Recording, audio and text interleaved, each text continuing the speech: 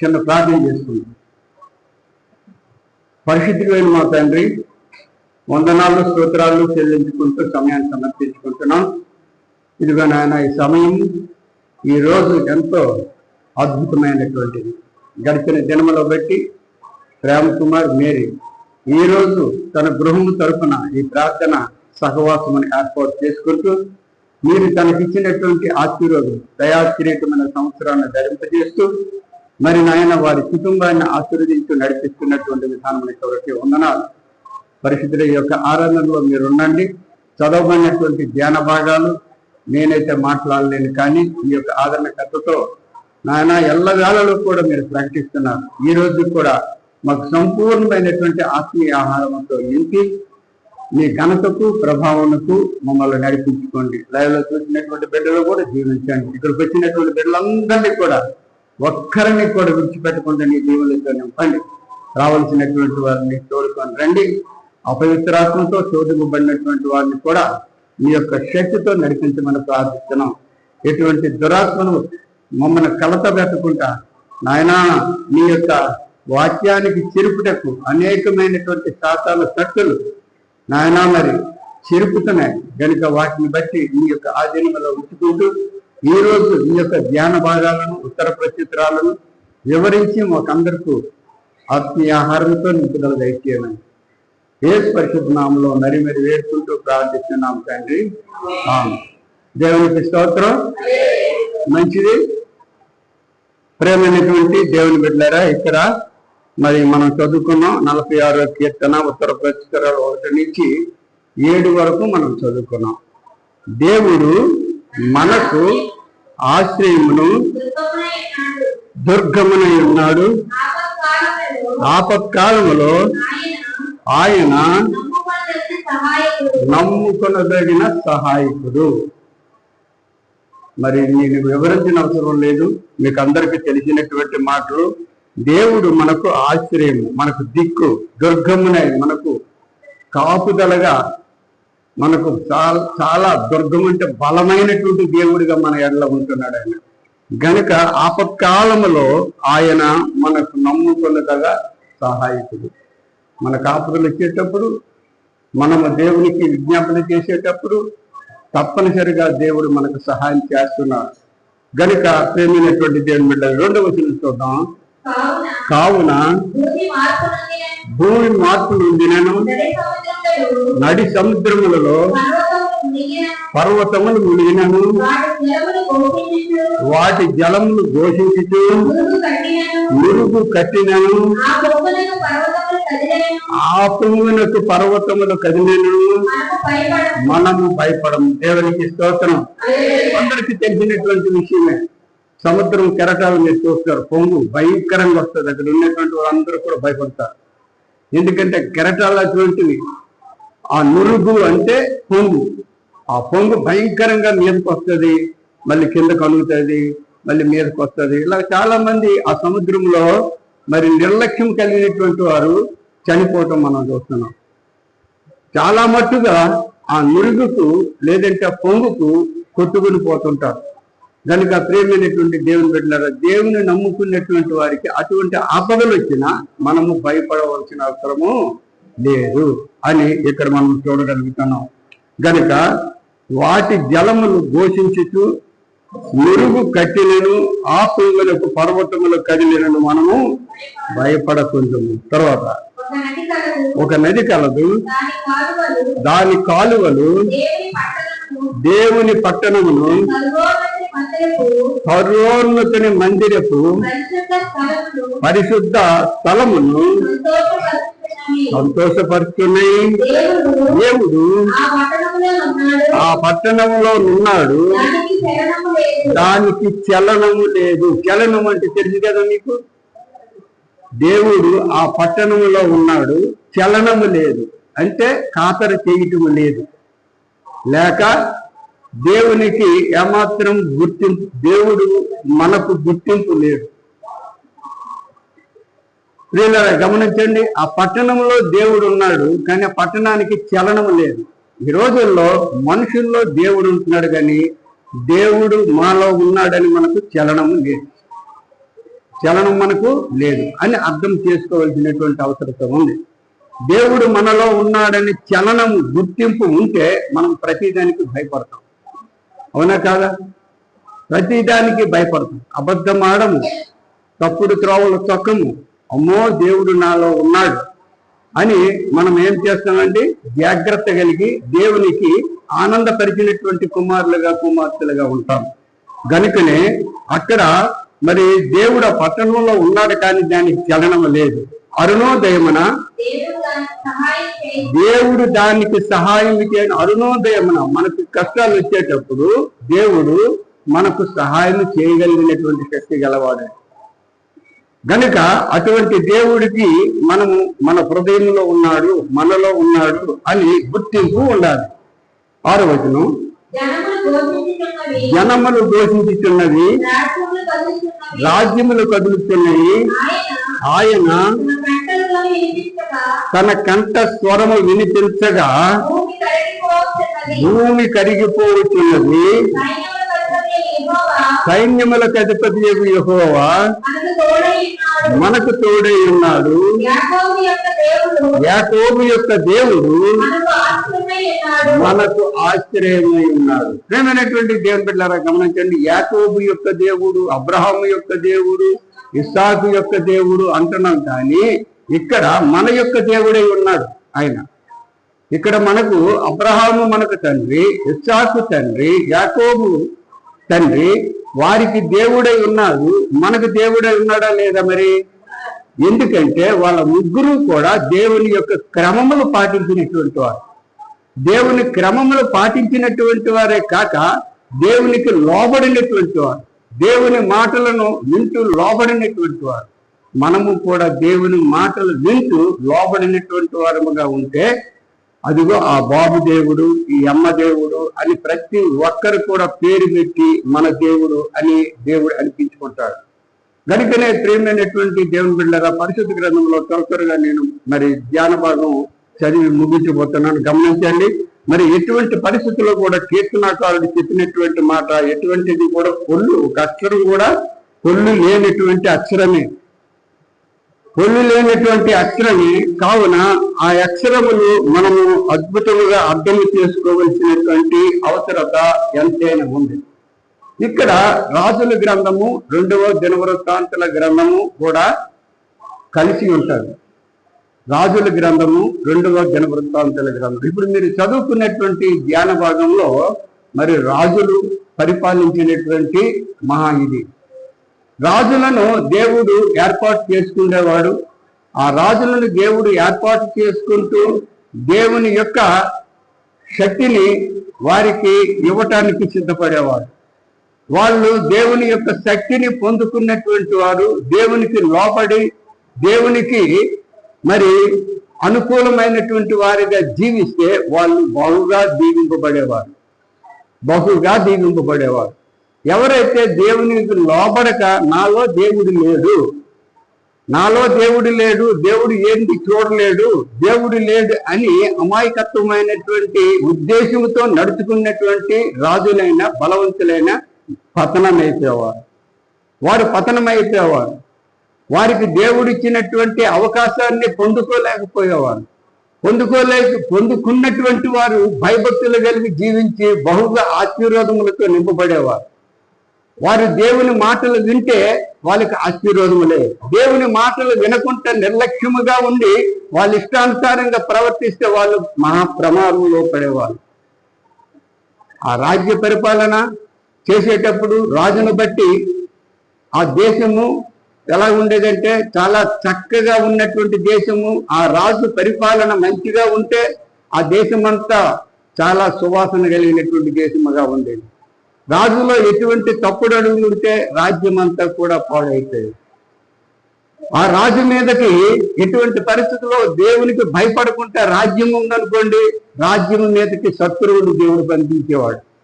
వారిని పతనం చేసేసి వాళ్ళ దగ్గర ఉన్నటువంటి సమస్తము కూడా మరి ఆస్తిపాస్తులన్నీ కూడాను అపహరించి తీసుకొని వెళ్ళిపోయేవాళ్ళు. దిక్కులేని దేశముగా అయిపోయేది ఆ దేశం. ఆ దేశం ఎలాగైపోయేది? దిక్కులేని దేశముగా అయిపోయేది. అదే దేవునికి లోబడి ఉన్నారనుకోండి, దేవునికి లోబడి ఉంటే ఎటువంటి పరిస్థితుల్లో కూడా దేవుడు తన ప్రవక్తలను పంపించి ఆ రాజుకు చెప్పి కాపాడేవాడు. దేవునికి స్తోత్రం. అదే విధంగా ప్రియమైనటువంటి దేవుని బిడ్డలారా, ఈ రోజుల్లో మనం నేర్చుకున్నటువంటి పాఠాలను చాలా జాగ్రత్తగా వినాలి, చాలా జాగ్రత్తగా వినాలి. ఆలయంలోకి వెళ్తున్నాం వస్తున్నాం అని కాదు, కానీ మాటలు జాగ్రత్తగా వినాలి. ఎంతమంది మనము దేవునికి లోపడగలుగుతున్నాం? దేవుడు మనలో ఉన్నాడు గనుక మనలో తప్పనిసరిగా ఉన్నాడు. మాటలు కొద్దిగా ఆలకించినా ఎక్కువ ఆలకించినా దేవుడు మనలో ఉన్నాడు. మనలో ఉన్నటువంటి దేవుని దగ్గర మనం భయభక్తులు కలిగినటువంటి వారముగా ఉండాలా, దేవుని యొక్క కొన్ని మాటలకు లోబడి ఉండాలి. ఎప్పుడైతే అతి విధమైనటువంటి లోబడు కలిగినటువంటి ప్రవర్తన గుణము మనకు ఉంటుందో దేవుడు మనకు అన్ని ఆశీర్వాదాలే ఇస్తాడు. దేవునికి స్తోత్రం. ఇక్కడ మనం చదువుకున్నటువంటి జ్ఞాన భాగం చూసినట్లయితే యాతాము అని పేరు, యాతాము అని పేరు రాజు అన్నమాట. యాతాము ఈ యొక్క యాతాము పరిపాలించినప్పుడు 25 ఏండ్ల వాడై యెరూషలేములో 14 సంవత్సరములు పరిపాలించాను. అతని తల్లి సాదోకు కుమార్తె, ఆమె పేరు యెరూషా. ఇక్కడ నేను చెప్పినటువంటి మాట ఇప్పుడు వినండి, చాలా జాగ్రత్తగా వినాలి. వచ్చిన వాళ్ళు వస్తుంటారు, పోయిన వాళ్ళు పోతుంటారు, అది చూడకండి, కానీ నా మాటలు తెచ్చి చూడండి, మీరు బాగుపడతారు. కనుక గమనించండి ప్రియమైనటువంటి దేవుని బిడ్డలారా, ఇక్కడ యాతాము తల్లి ఎవరండి? యెరూషా. యాతాము తల్లి ఎవరు? యెరూషా. ఈయన 14 సంవత్సరములు 25 ఏండ్లు వాడే యెరూషలేములో 14 సంవత్సరములు పరిపాలించాడు. ఏ రాజులు కూడా దేవుని యొక్క కృపను అనుభవించినటువంటి వారు ఎక్కువ సంవత్సరాలు పరిపాలించేవారు. ఎవరైతే దేవుని దగ్గర భయభక్తులు కలిగి ఆయన త్రోవల యందు నడిచినటువంటి వారందరూ కూడా ఎక్కువ సంవత్సరాలు పరిపాలించేవారు. దేవునికి భయభక్తులు లేకుండా వారి జీవితాలు పతనము చేసుకునే రాజులు కొందరు ఉండేవాళ్ళు. వాళ్ళు కొద్ది సంవత్సరాలు మాత్రమే పరిపాలించేవారు. ఈ యాతాము తండ్రి పేరు ఏం పేరు తెలుసండి? ఉజ్జియా. తల్లి పేరు ఏం పేరు? యెరూషా. అందరు చెప్పండి, తల్లి పేరు ఏం పేరమ్మా? యెరూషా. ఇటువంటి పవిత్రమైనటువంటి కుటుంబాలు ఉన్నాయండి. ఉజ్జియా భార్య ఈ యాతాముకు ముందు ఉజ్జియా పరిపాలించాడు. ఆ ఉజ్జియా భార్యే యెరూషా. దేవుని యొక్క మరి భయభక్తులలో జీవించినటువంటి కుమార్తె, దేవునికి లోబడగలిగినటువంటి కుమార్తె, దేవుడంటే ఎంతో ప్రేమ కలిగినటువంటి కుమార్తె. తండ్రి కూడా అంతే. ఆ తండ్రి అంటే ఈ యాతాము తాత చాలా మంచివాడు. మళ్ళీ యాతాము కంటే ముందు ఉన్నటువంటి వాడు చాలా చెడ్డవాడు. ఈ రాజులు, ఈ 2వ దినవృత్తాంతాలు రాజుల గ్రంథం చదివితే అంత అలాగే వస్తారు. మంచివారు మంచి జీవితాలు పొందుకునేవారు, చెడ్డవారు చెడ్డ జీవితాలు పొందుకునేవారు. ఇక్కడ ఉజ్జియా చాలా భక్తి కలిగినటువంటి వాడు. మీకు చాలా సార్లు కథ చెప్తాను నేను. ఈ ఉజ్జియా భార్య పేరే యెరూషా. ఈ ఉజ్జియా చాలా చక్కగా దేవుని యందు భయభక్తులు కలిగి దావీదు నడిచినటువంటి మార్గంలో నడిచాడు అని వ్రాయబడి ఉంటారు. ఇక్కడ మీరు చదువుకుంటే 26వ అధ్యాయంలో అంతా కూడా చదువుతున్న వాళ్ళకి అర్థం అవుతుంది. ఎవరికి చెప్పాను ఈ కథ నేను. ఉజ్జియా పరిపాలించినటువంటి దినాలన్నీ కూడా దేవుడు అతనికి విజయమే ఇచ్చాడు, కానీ అపజయం మాత్రం ఇవ్వలేదు. అపజయం ఇవ్వలేదు సరే కదా, ఆయన పరిపాలించి దేవుడు ఆశీర్వదిస్తున్న కొలిది ఆయన విస్తరింపబడ్డాడు. దేవునికి స్తోత్రం. విస్తరించిన తర్వాత ఆయన హృదయంలో గర్వం వచ్చేసింది. నాకంటే ఇంకెవడు లేదని తన తాను హెచ్చించుకున్నాడు. హెచ్చించుకున్నటువంటి విధానమును బట్టి యాజకులను వెనకబెట్టి ఆయన మందిరంలో పులిపేట మీద ముందెళ్ళిపోయాడు దూపమేడే. అలాగే వెళ్ళకూడదయ్యా అని యాజకులు ఒక 50 మంది అక్కడ చెప్పారు. ఆ 26వ అధ్యాయం మీరంతా చదివితే అర్థమవుతుంది. యాజకులు చెప్పారు, మీరు వెళ్ళకూడదు, అది దూపము వెయ్యవలసినటువంటి వారే వెయ్యాల, దేవుడు ఏర్పాటు చేసుకున్నటువంటి యాజకులే వెయ్యాలి, కానీ యాజకుల పైన రాజుగారు నువ్వేం చేస్తాను అంటే గర్వించాడు ఆయన. నీకంటే నాకు పెద్ద ఇది కాదని గర్వించాడు. ఆ దూపం దగ్గరకు అందరిని గసురుకొని వెళ్ళాడు. గసురుకొని వెళ్ళిన తర్వాత ఆయనకి ఏం జరిగిందో తెలుసండి. అక్కడ ఉండి గర్విష్ఠుడై ఆయన నుదుటి మీద కుష్టు వ్యాధి కనిపించింది. దేవుని దగ్గర ఆశీర్వదించినటువంటి ఆయన లోబడి లొంగి తిరిగినన్ని దినాలు కూడా మంచి ఐశ్వర్యవంతుడయ్యాడు, దీవింపబడ్డాడు, చాలా జీవితాన్ని చక్కగా మరి దాన్ని కొనసాగించాడు. ఎప్పుడైతే గర్వించాడో కుష్టు వ్యాధి అయిపోయింది. ఆయన చనిపోయిన వరకు కుష్టు వ్యాధితోనే ఉన్నాడు. కుష్టు వ్యాధి అయినటువంటి వాడిని ఇంటి ఉంచుతారా? ఊరు బయట ఉంచారు, చిన్న పాట వేసారు. ఆయన చనిపోయిన వరకు కూడా కుష్టు వ్యాధి అక్కడ పోగొట్టుకున్నాడు. ప్రేమైనటువంటి దేవుని బిడ్డలారా గమనించండి, ఇప్పుడు కూడా దేవుని దగ్గర నువ్వు భయభక్తులు కలిగి జీవిస్తూ పురుషుడు గాని స్త్రీ గాని కొంతకాలం వరకు ఉంటే నువ్వు పోగొట్టుకున్నావు అనుకో, ఏదో ఒక వ్యాధిని నువ్వు సంపాదించుకోక తప్పదు. ఇక్కడ ఉజ్జియా అలాగే సంపాదించుకున్న అతను మరణము వరకు కూడా ఆ కుష్టు వ్యాధిని భరించాడు. ఉజ్జియా తన పితరులతో కూడా నిద్రించను. అతడు కుష్టు రోగి అని రాజులు సంబంధమైన శ్మశాన భూములో అతని పితరుల దగ్గర అతని పాతిపెట్టారు. అక్కడ పాతిపెట్టారు. అతని కుమారుడైన యాతాము రాజ్యాన్ని పరిపాలించడం ప్రారంభించాడు. యాతాము తల్లి ఎవరండి? ఉజ్జియా కొడుకు యాతాము. యాతాము తల్లి యెరూషా. యాతాము తల్లి యెరూషా. యెరూషా భర్త ఉజ్జియా, ఈ కుష్ఠరోగం తెచ్చుకున్నవాడు. ఈ ఇరువురు కలిపి పుట్టినటువంటి వాడు యాతాము. తల్లిదండ్రులు చాలా భయభక్తులు కలిగినటువంటి జీవితాలు జీవించారు. ఉజ్జియా సకములో శాపం తెచ్చుకున్నాడు. కానీ ఆ ఉజ్జియా యెరూషా చాలా యెరూషా ఆవిడ చాలా పవిత్రురాలండి. గుణవతి అయిన భార్య దొరుకుట అరుదు. అటువంటిది ముత్యముల కంట శ్రేష్టమైనది. గుణవతి అయినటువంటి యెరూషా అతనికి అనుభవించేటటువంటి విధానమును బట్టి వీళ్ళరా గమనించండి. మరి ఉజ్జియా తల్లి మంచిదే అని అలా చెప్పుకొని వెళ్తే లేట్ అవుతుంది మీకు. గనుక ఆ వందుకే ఉజ్జియా దేవుని దగ్గర భయభక్తులు కలిగి జీవించాడు. జీవించిన తర్వాత తను సొంతగా గర్వించాడు. తల్లి మంచిదే మళ్ళీ ఉజ్జియా తల్లి. అదే విధముగా ఉజ్జియా భార్య కూడా యెరూషా చాలా మంచిదే, పవిత్రురాలు, దేవుని దగ్గర భయభక్తులు కలిగినటువంటిదై గుణవంతురాలు, సుబుద్ధి గల భార్య. ఆమె ఎవరు? సుబుద్ధి గల భార్య. అటువంటి గుణములు కలిగినటువంటి ఆవిడ తన కుమారుణ్ణి దేవుని యందు భయభక్తులు కలిగినటువంటి బిడ్డగా పెంచింది. దేవుని దగ్గర భయభక్తులు కలిగినటువంటి బిడ్డగా ఎప్పుడైతే తల్లిదండ్రులు పెంచారో ఆయన ప్రయోజకుడై దేవుని యందు మరి నమ్మకం ఉంచి దేవుని పనులు జాగ్రత్తగా చేపట్టడానికి ఆయన ధ్వజం ఎత్తాడు. దేవునికి స్తోత్రం. యెరూషా ప్రార్థనా పరురాలు. యెరూషా చాలా చక్కనైనటువంటి వ్యక్తి. ప్రేమైనటువంటి దేవుని బిడ్డలారా గమనించండి, ఈ విధముగా కుటుంబాలు అభివృద్ధి పరచబడతాయి. తల్లిదండ్రులను బట్టి, తల్లిని బట్టి ఎక్కువ అభివృద్ధి పరచబడతా ఉంటాయి కుటుంబాలు.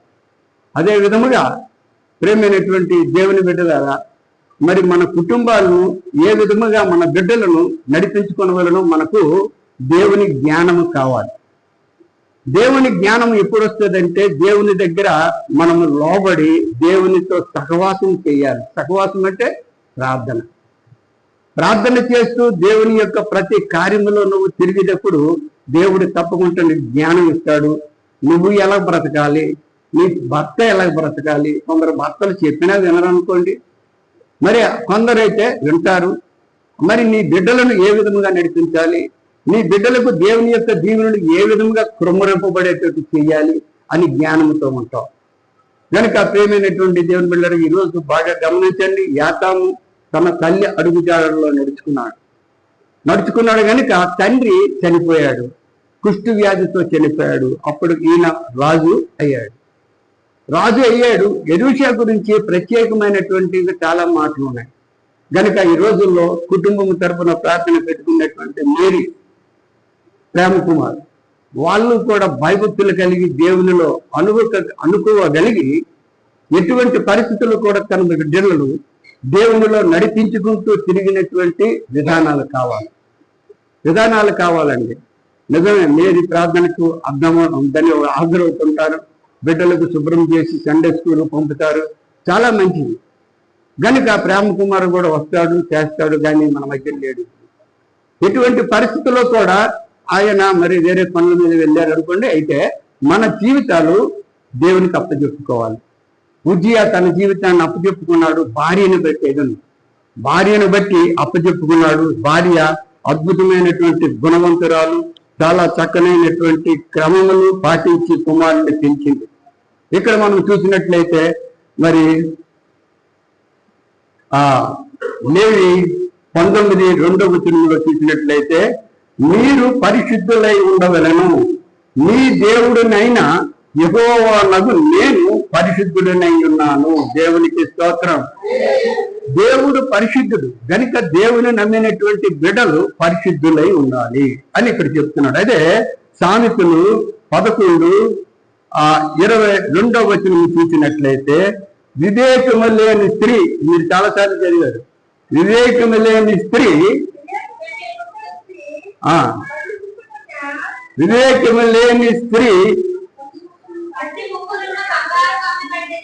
సుందరమైనటువంటి స్త్రీ, వివేకము లేని సుందర స్త్రీ పంది ముక్కునున్న బంగారము కమ్మి వంటిది. ఆ స్త్రీ ఎంత బాగుంది, ఎంత ఇది అని దేవునికి లోబడినటువంటిదై, భర్తకు లోబడినటువంటివై ఆ స్త్రీ పంది ముక్కునున్న బంగారము కమ్మి వంటిది. ఇది ఎక్కడుందండి? ఎస్తేరు గ్రంథంలో ఉంటారు. ఎస్తేరు గ్రంథంలో అహశ్వరేషు రాజు 120 సంవత్సరాలకు రాజు. ఆయన చక్కగా రాజ్యము పరిపాలిస్తూ కొంత న్యాయవర్తి అయి పరిపాలిస్తున్నాడు. ఒకరోజు 120 సంస్థానాలలో ఉన్నటువంటి పెద్దలందరినీ పిలిపించి గొప్ప విందు ఏర్పాటు చేశాడు. గొప్ప విందు ఏర్పాటు చేసిన తర్వాత ఏర్పాటు సగం ఇందులో తన భార్యను రమ్మని కబురు పంపుతాడు. భార్య పేరు తెలుసా మీకు? వస్తికిని రమ్మని.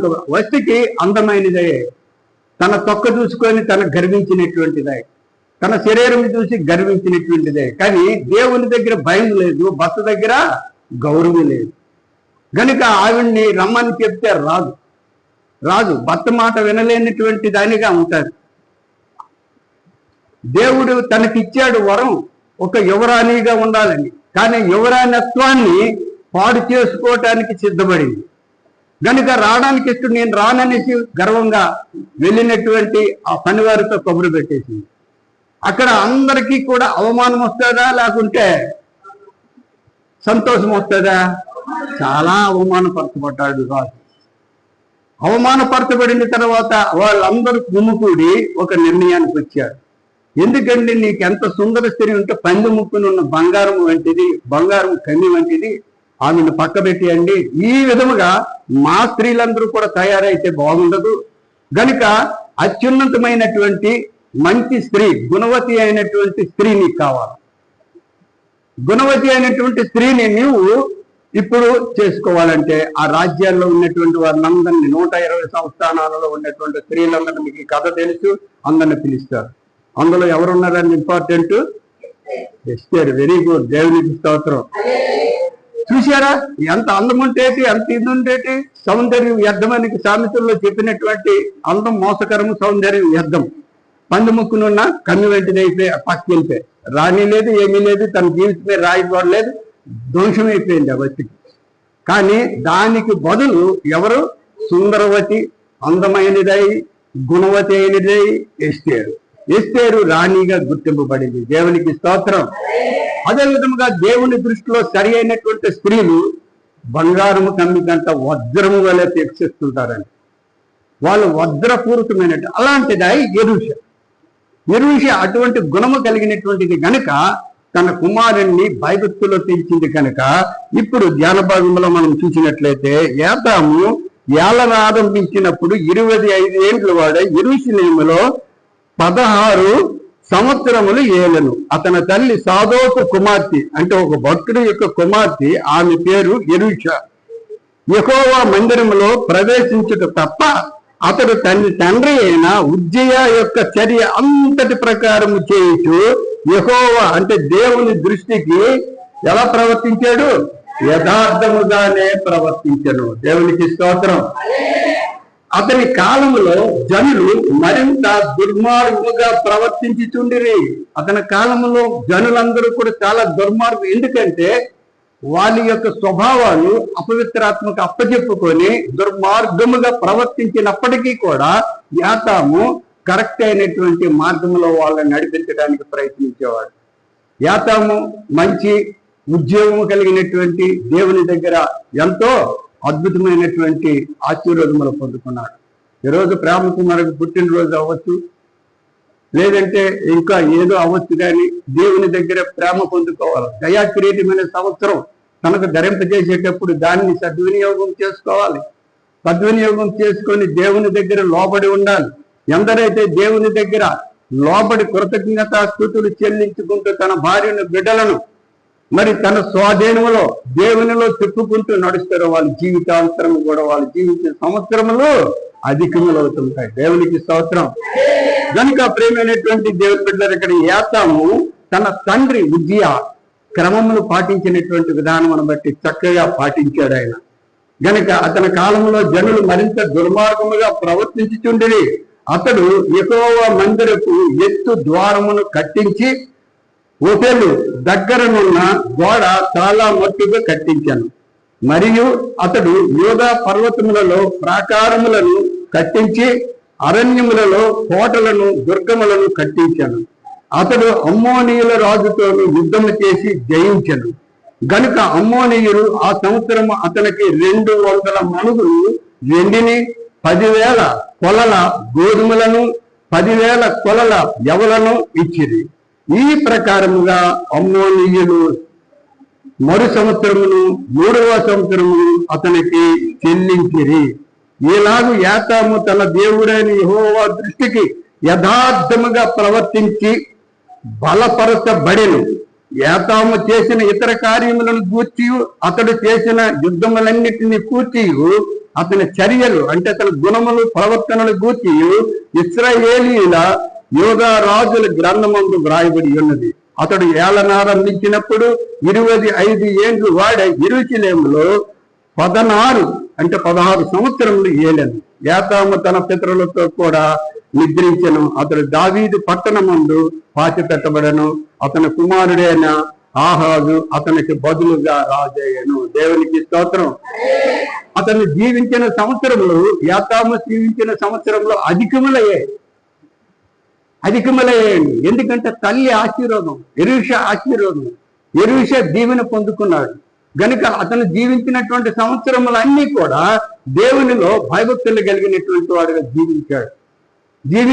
జీవించడమే కాక అతను ఎంతో దేవునికి మరి అనుకూలమైనటువంటి పరిస్థితుల్లో నడిచి ఆయన తర్వాత దేవుని రాజ్యానికి వెళ్ళాడు.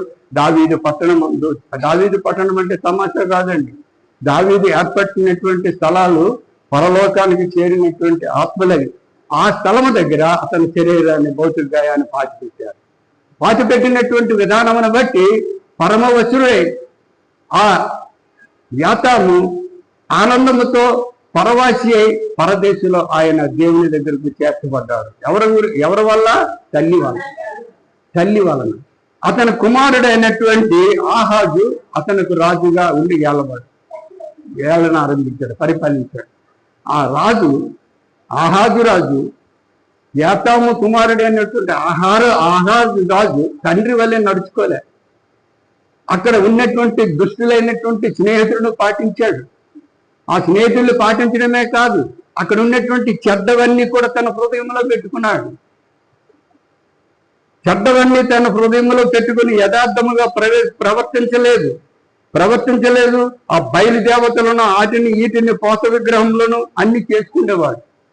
అంటే మరి ఎటువంటి పరిస్థితుల్లో యాతాము ఎవరిని చేసుకున్నాడు అనేది ఇక్కడ రాయబడలేదు. కానీ ఇక్కడ మరి ఆహాజు ఏలనారంభించినప్పుడు 20 సంవత్సరములు గలవాడే యెరూషలేములో 16 సంవత్సరములు ఏలెను. అతని పితరుడైన దావీదు వలె యెహోవా దృష్టికి యథార్థముగా ప్రవర్తించలేదు.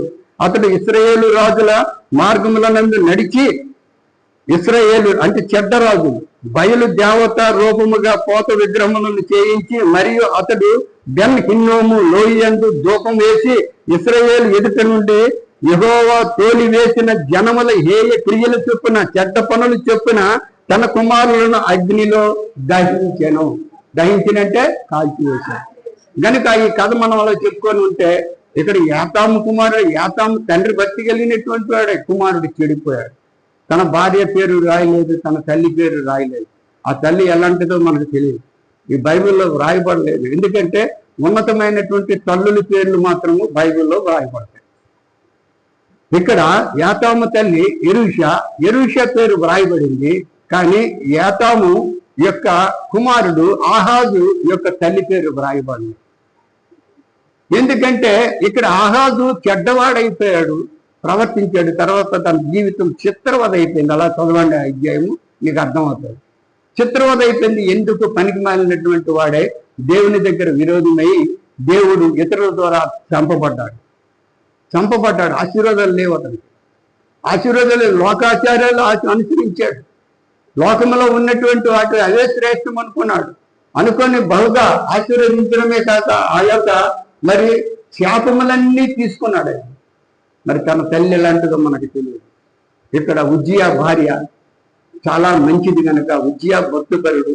కొంతవరకు వెళ్ళి అతను గర్వించాడు. ఉజ్జియా కుష్ఠరోగం తెచ్చుకున్నాడు, చనిపోయాడు. మరి ఎరుషా మాత్రం తన కుమారుణ్ణి భయభక్తులతో పెంచింది. యాతాము తన జీవితాంతరం కూడా, తన జీవించే సంవత్సరములు కూడా అధికమై దేవునితో సంతోషముగా గడిపాడు. ఇటువంటి కుటుంబాలు దేవునికి కావాలి. ప్రేమైనటువంటి దేవుని బిడ్డలారా గమనించండి, దేవుడు ఎంతో అద్భుతమైనటువంటి ప్రేమను చూపెడతాడు. దానికి తల్లిదండ్రులు మరి దేవునికి లోపడాలి. తన బిడ్డలను ఎవరిలో నడిపించాలండి? లోకములోన దేవుల్లో నడిపించాలి. అటువంటి కుటుంబంలో దేవునికి కావాలి. అటువంటి కుటుంబంగా రామకుమారు మేరీ తన కుటుంబాన్ని, తన యొక్క సమస్తమైనటువంటి మరి సంస్థను నడిపించుకుంటూ దీర్ఘాయువులతో జీవించాలని హెచ్చరిస్తూ కొద్ది మాటలతో ముగిస్తున్నాం. దేవునికి స్తోత్రం. ప్రార్థన చేసుకున్నాం. పరిశుద్ధుడు గారు మా తండ్రి, వందనాలు స్తోత్రాలు ప్రభా. ఈరోజు ప్రభా ఎరుషా తల్లి నానా మహా పవిత్రురాలు, ఎంతో తండ్రిని ఎంతో భయభక్తులు కలిగినటువంటి తల్లి తన కుమారుణ్ణి నాయన మరి ఎంతో అధికముగా నీవు ఆశీర్వదించేటట్టు నీలో పెంచింది. అట్టి రీతి నాయన కుటుంబాలుగా మేమందరం కూడా జీవించడానికి సహాయం చేయండి. ఇదిగో ప్రభా వచ్చినటువంటి బిడ్డలందరినీ జీవించండి. ఈరోజు ప్రభా మరి ఆ ప్రేమ కుమారు మేరీ తన తల్లి అయినటువంటి నాయన నారాయణమ్మ గారిని ఆశీర్వదించండి. నారాయణమ్మ గారికి ఇచ్చినటువంటి కుటుంబాన్ని అంతటిని జీవించండి. ఆ కుమారులను, కోడళ్లను, వారి బిడ్డలను, నాయన కుమార్తెలను, అల్లులను, వారి బిడ్డలను సమస్తము కూడా దీవించండి. చిన్న కుమారుడు తండ్రి ప్రేమ కుమారి నాయన మేరీని నాయన ఏర్పాటు చేసుకున్న గృహంలో వారి తండ్రి అందరినీ ప్రేమిస్తున్నారు, అందరినీ తండ్రి ఆదరిస్తున్నారు. గనుక వారి జీవితాలు కూడా విస్తారముగా నీ వెలుగులో ప్రకాశింపచేయమని ప్రార్థిస్తున్నాం. ఇరువురికి ఇచ్చినటువంటి బిడ్డలు జీవించండి ప్రభా. ఆయన మరి ప్రేమ కుమారుడికి జన్మదినోత్సవ సంవత్సరాన్ని, దయాకిరీటమైన సంవత్సరాన్ని ధరింపు చేశావు. గడిచిన సంవత్సరాలన్నీ ఎన్నో బాధలు, ఎన్నో కష్టాలు, ఎంతో అపవాది కలతలు అయినప్పటికీ కూడా నీ కృపతో బిడ్డల్ని కాపాడుతూ ఈరోజు నిన్ను స్తుతిస్తున్నారు ప్రభా. గనుక ప్రభా దయాకిరీటమైన సంవత్సరం ధరింపు చేసినటువంటి విధానమును బట్టి కుమారుడు నూతనమైనటువంటి నీ యొక్క వెలుగులో ప్రకాశింపచేయండి. నీ సన్నిధానంలో మూలకము బిడ్డల దగ్గర తండ్రి అద్భుతమైనటువంటి నీ యొక్క ఆదరణ, భార్య తండ్రి మరి విస్తరించి గుణవంతురాలుగా తండ్రి అద్భుతమైనటువంటి నాయన ద్వీపాలను వెలిగించినటువంటి కుమార్తెగా బలపరుస్తూ నీ ఘనతకు ప్రభావానికి నడిపించండి. ఇక్కడ ఉన్నటువంటి మా వారిని అందరిని దీవించి మీరు పొందుకోమని ఏ పరిశుద్ధ నామంలో మరి వేడుకుంటూ ప్రార్థిస్తున్నాం తండ్రి. ఆమేన్.